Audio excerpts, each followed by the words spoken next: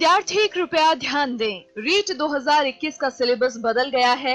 दक्ष प्रकाशन की गाइड माध्यमिक शिक्षा बोर्ड राजस्थान के 11 जनवरी 2021 को बदले हुए सिलेबस पर 100% आधारित टॉपिक वाइज प्रमाणिक नवीनतम study material, map, chart, diagram और टेबल्स की सहायता से क्रमबद्ध प्रस्तुतिकरण, सरल एवं सुगम भाषा शैली, नए सिलेबस के अनुसार एग्जाम पैटर्न पर आधारित ऑब्जेक्टिव प्रश्नों का समावेश, रीट की पिछली भर्ती परीक्षाओं के प्रश्न पत्रों का व्याख्या सहित समाधान। दक्ष प्रकाशन की रीट 2021 के लिए सभी पुस्तकें MRP पर 60% डिस्काउंट के साथ उपलब्ध हैं। इस कार्यक्रम के प्रायोजक हैं दक्ष प्रकाशन और सहयोगी हैं बेरोजगार मित्र पाक्षिक पत्रिका।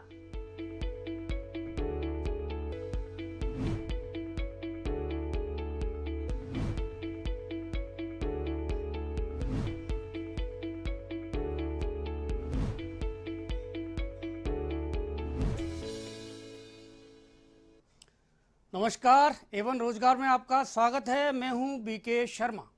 एवन रोजगार के इस नए एपिसोड में नई वैकेंसीज के साथ आपको कई उपयोगी जानकारियां भी मिलेंगी। एवन टिप्स में हमारे विशेषज्ञ बताएंगे कि प्रतियोगी परीक्षा में इतिहास विषय की तैयारी कैसे करें। साथ ही आपको मिलाएंगे एवन अचीवर राजस्थान यूनिवर्सिटी की MSc गोल्ड मेडलिस्ट ममता शेखावत से। लेकिन सबसे पहले बात करेंगे वैकेंसीज की।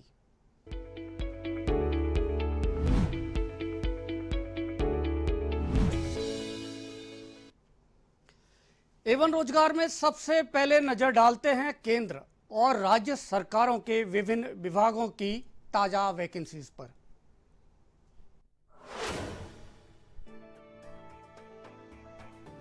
भारतीय रिजर्व बैंक ने ऑफिसर ग्रेड के 322 पदों के लिए आवेदन मांगे हैं। आवेदन की अंतिम तिथि 15 फरवरी है। इन पदों पर ग्रेजुएट और पोस्ट ग्रेजुएट अभ्यर्थी आवेदन कर सकते हैं। यूपीएससी ने 249 पदों के लिए विज्ञप्ति जारी की है। इनमें assistant public prosecutor, data processing assistant और अन्य पद शामिल हैं। इन पदों पर आवेदन की अंतिम तिथि 11 फरवरी है। इन पदों पर ग्रेजुएट और पोस्ट ग्रेजुएट अभ्यर्थी आवेदन कर सकते हैं। डाक विभाग ने दिल्ली क्षेत्र के लिए ग्रामीण डाक सेवक के 233 पदों पर आवेदन की अंतिम तिथि 26 फरवरी है। इन पदों पर 10वीं पास अभ्यर्थी आवेदन कर सकते हैं। अभ्यर्थियों के चयन के लिए कोई लिखित परीक्षा नहीं होगी। Defence research and development organisation यानी कि DRDO ने अप्रेंटिस के 62 पदों के लिए आवेदन मांगे हैं। आवेदन की अंतिम तिथि 27 फरवरी है। अलग अलग पदों के लिए तय योग्यताधारी अभ्यर्थी आवेदन कर सकते हैं। लोकसभा सचिवालय ने 9 पदों के लिए विज्ञप्ति जारी की है। इसमें consultant, graphic designer, content writer के पद शामिल हैं। आवेदन की अंतिम तिथि 4 फरवरी है। योग्यता पदानुसार है। Krishna district cooperative central bank ने 100 पदों के लिए आवेदन मांगे हैं। इसमें असिस्टेंट मैनेजर, स्टाफ असिस्टेंट और क्लर्क के पद शामिल हैं। आवेदन की अंतिम तिथि 31 जनवरी है। इन पदों पर स्नातक अभ्यर्थी आवेदन कर सकते हैं। राजस्थान कोऑपरेटिव डेयरी फेडरेशन में करीब 3 दशक बाद भर्तियां होने जा रही हैं। सरकारी भर्ती बोर्ड की ओर से 503 विभिन्न पदों के लिए विज्ञप्ति जारी की गई है। इन पदों पर आवेदन की अंतिम तिथि 26 फरवरी है।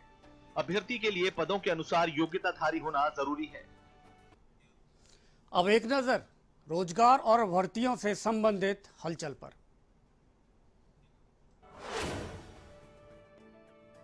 भारतीय सीए संस्थान की परीक्षाओं का परिणाम 1 फरवरी को जारी होगा।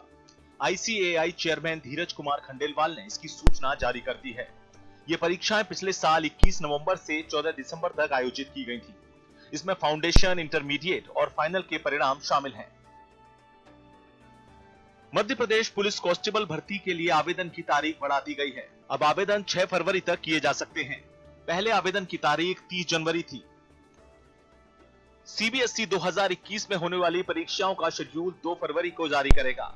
केंद्रीय शिक्षा मंत्री डॉक्टर रमेश पोखरियाल ने इसकी सूचना जारी की है। स्टूडेंट्स के साथ स्कूल संचालक और अभिभावक परीक्षा शेड्यूल का इंतजार कर रहे हैं। लॉ स्कूल एडमिशन काउंसिल ने एंट्रेंस टेस्ट की तारीखें बढ़ा दी हैं। यह टेस्ट 10 मई की जगह अब 14 जून को होगा। काउंसिल का मानना है कि तारीखें बढ़ाने से ज्यादा स्टूडेंट्स इसमें भाग ले पाएंगे। DRDO ने 2 शॉर्ट टर्म कोर्सेज की शुरुआत की है। इसमें artificial intelligence and machine learning और साइबर सिक्योरिटीज के कोर्सेज शामिल हैं। ये कोर्सेज हफ्ते में 5 दिन ऑनलाइन होंगे। रेलवे भर्ती बोर्ड ने तीसरे चरण की एनटीपीसी परीक्षाओं के लिए एडमिट कार्ड जारी कर दिया है। ये परीक्षाएं 31 जनवरी से 12 फरवरी तक होंगी। सेवानिवृत्त आईपीएस हरिप्रसाद शर्मा को राजस्थान कर्मचारी चयन बोर्ड का नया अध्यक्ष बनाया गया है। हरिप्रसाद शर्मा डॉक्टर बीएल जाटावत का स्थान लेंगे। बीएल जाटावत ने 16 जनवरी को अपने पद से इस्तीफा दे दिया था। इतिहास एक ऐसा विषय है जिसके लिए कहा जाता है कि शाम को पढ़ो और सुबह सफा। और भी मुश्किल की बात यह है कि ऐसी कोई प्रतियोगी परीक्षा नहीं है जिसमें इतिहास के प्रश्न नहीं होते। इसलिए याद रहे या ना रहे, आपको इतिहास का ज्ञान तो होना ही जरूरी है। अब सवाल उठता है कि आखिर हिस्ट्री यानी इतिहास को पढ़ें कैसे ताकि याद रहे। इस सवाल का जवाब देने के लिए इस बार हमारे साथ हैं इतिहास के विषय विशेषज्ञ डॉक्टर विकास चौधरी। डॉक्टर चौधरी आज हमें प्रतियोगी परीक्षाओं में हिस्ट्री के प्रश्नों को हल करने के टिप्स देंगे। सुना होगा और कहावत भी प्रचलित है एक जैसे, इतिहास शाम को रटा सुबह सपा। और बिल्कुल ये कहावत सही है, क्योंकि मैं तो एक इतिहास का विद्यार्थी रहा हूँ। मैंने तो इस इतिहास विषय के अंदर पीजी भी किया है, डॉक्टरेट की पढ़ाई भी की है। सर, सबसे बड़ी चीज इतिहास में क्या है? इतिहास की कोई लिमिट नहीं है। एक बहुत भयंकर तरीके से इतिहास बहुत विस्तृत सब्जेक्ट है। और यदि मैं अभी रिट के सिलेबस की बात करूं तो 3 यूनिट का बड़ा योगदान है आपके रिट के सिलेबस में। टोटल 11 यूनिट है इसमें कंप्लीट आपकी जीके की, जिसमें से 3 यूनिट भारतीय इतिहास को दिया गया है, 2 यूनिट का पार्ट आपके राजस्थान को इतिहास को दिया गया है। इसके साथ कोई भी आप एग्जाम दे लो, यदि आपको कंपटीशन पास करना है तो आपको इतिहास विषय पढ़ना पड़ेगा, क्योंकि मोस्टली जीके की जो शुरुआत है वो इतिहास से ही मानी जाती है। और इसका सबसे बड़ा कारण क्या है कि कोई भी हम जैसे एक वंश की बात करूं, जैसे मैं गुलाम वंश की बात कर लूं मध्यकालीन भारत के अंदर, तो उसमें हमें 5 से 6 शासकों का एक विस्तृत अध्ययन करना पड़ता है। इस कारण एक विस्तृत पाठ होने के कारण, ज्यादा से ज्यादा राजाओं का इसमें योगदान होने के कारण, बहुत सारे युद्धों का योगदान होने के कारण ये इतिहास एक जटिल विषय कहलाता है। लेकिन यदि कोई बंदा, मैं ये कहता हूं कि थोड़ा सा एक इंटरेस्ट लेकर, जैसे हम मैथ को थोड़ा सा इंटरेस्ट के साथ पढ़ते हैं, हम रीजनिंग को हल्का सा एक इंटरेस्ट के साथ पढ़ते हैं, यदि इस प्रकार से यदि हम इतिहास को पढ़े तो इस प्रकार की कोई भी संभावना हमें इतिहास के अंदर नहीं आएगी, क्योंकि एक बहुत अच्छा सा लॉजिकल ये विषय है इतिहास। ऐसा कोई जटिल विषय भी नहीं है जिस प्रकार से बच्चे इस सब्जेक्ट को देखते हैं। सर, कुल मिलाकर मैं ये कहना चाहूंगा विद्यार्थियों को कि यदि आपको इतिहास पढ़ना है तो इतिहास में भी हमें एक क्रम रखना पड़ेगा। सबसे मेन चीज है, इतिहास को समझने के लिए हमें क्रम की आवश्यकता है। हम पहले बाबर को समझे, हम हुमायूं को समझे, हम शेरशाह सूरी को समझे, हम अकबर को समझे, उसके बाद में देन हम आगे बढ़ते बढ़ते हम औरंगजेब के काल के ऊपर जाएं। यदि हम इसी प्रकार से डायरेक्ट यदि हम आधुनिक भारत की शुरुआत कर देंगे तो हमें फिर आगे जाकर समस्या आएगी। कैसे समस्या आएगी? क्योंकि ईस्ट इंडिया कंपनी तो बहुत पहले आ चुकी है, 1600 ईस्वी के आसपास आ चुकी है। 200 उस समय हमारे यहाँ पर मुगल एम्पायर चल रहा है, तो हम फिर उस मुगल एम्पायर को जोड़ते हुए हम आधुनिक भारत को समझने की क्या करेंगे, कोशिश करेंगे। यदि हम डायरेक्ट हम मध्यकालीन भारत को पढ़ना चाहेंगे, प्राचीन भारत हमें बिल्कुल भी जानकारी नहीं है, तो वही इतिहास हमारा जटिलता बना देता है। हम यदि आधुनिक भारत को पढ़ेंगे और हमें बिल्कुल भी मध्यकालीन भारत की जानकारी नहीं है, तो एक प्रकार से फिर वो आधुनिक भारत हमारे लिए क्या हो जाएगा, जटिलता हो जाएगा। तो सर, मैं तो यही बच्चों को बताना चाहूंगा कि बिल्कुल एक क्रम रखो। जिस प्रकार का क्रम मैथ में होता है, आपने प्रतिशत पढ़ा तो ही औसत समझ में आएगा, आपने औसत पढ़ा तो ही साझा समझ में आएगा, आपने साझा पढ़ा तो ही प्रतिशत समझ में आएगा। उसी प्रकार से हमें इतिहास के अंदर सबसे पहले आसानी से प्राचीन भारत को पूरा समझो, उसके बाद में मध्यकालीन भारत के अंदर जाओ, उसमें भी पहले हमें दिल्ली सल्तनत की स्टडी करनी चाहिए, उसके बाद में हमें मुगल एम्पायर की स्टडी करनी चाहिए, और उसके बाद में देन हमें आधुनिक भारत के अंदर प्रवेश करना चाहिए। तो एक बिल्कुल सर मैथमेटिक सब्जेक्ट की तरह या रीजनिंग की तरह या इंग्लिश सब्जेक्ट की तरह इतिहास का भी एक बहुत बड़ा क्रम है। और विद्यार्थियों की सबसे बड़ी गलती यही रहती है कि वो उस क्रम को फॉलो नहीं करते, वो डायरेक्ट जंप करते हुए चलते हैं। इसी कारण वो अपने आप को इतिहास में एक जटिल विषय के रूप में इतिहास को बताते। वायु बाबर का पुत्र है, लेकिन फिर भी अपने पिता के साथ में कौन से युद्ध में आ रहा है, पानीपत के युद्ध में आ रहा है। तो दोस्तों, इसके लिए हमें थोड़ा सा इतिहास के अंदर एक चीज है, वो होता है राज्याभिषेक।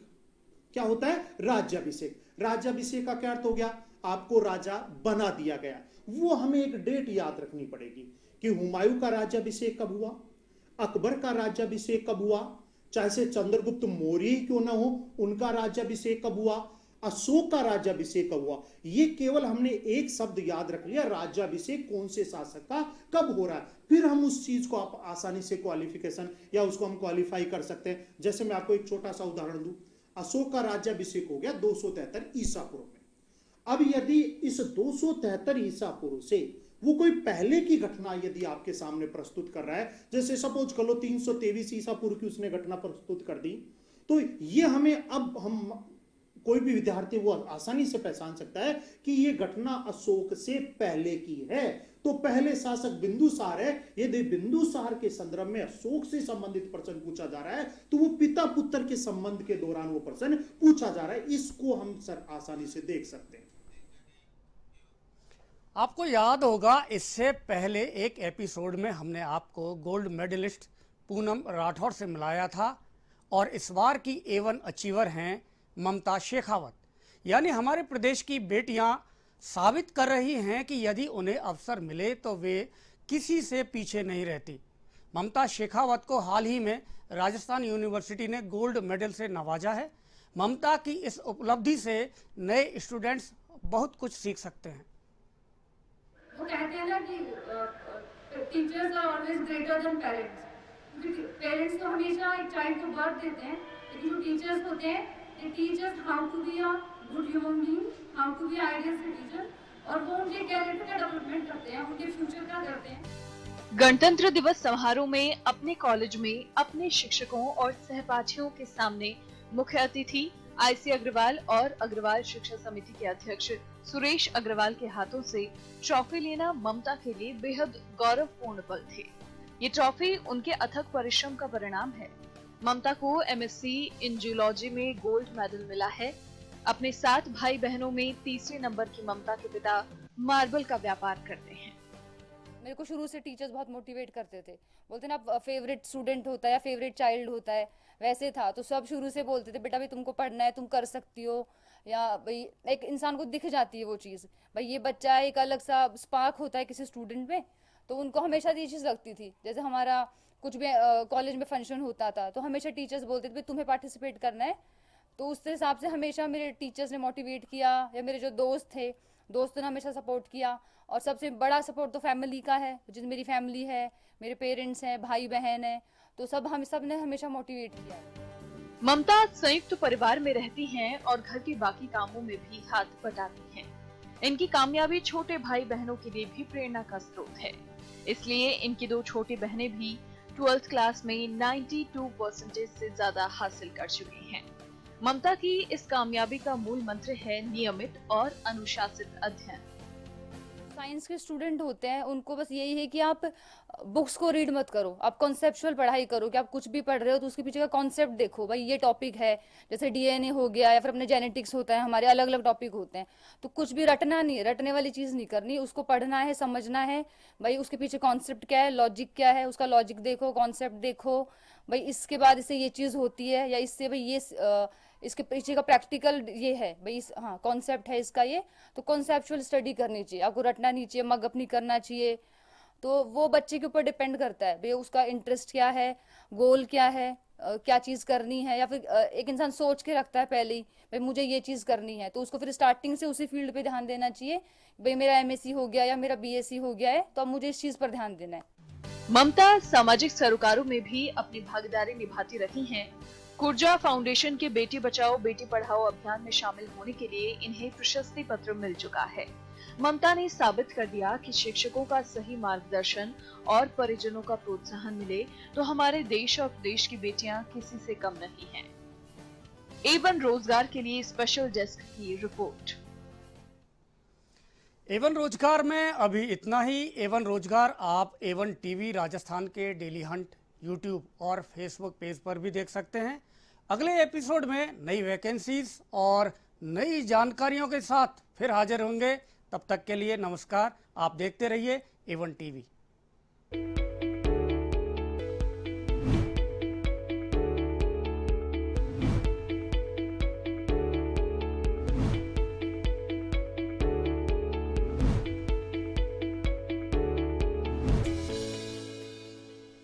इस कार्यक्रम के प्रायोजक हैं दक्ष प्रकाशन, योगी हैं बेरोजगार मित्र पाक्षिक पत्रिका।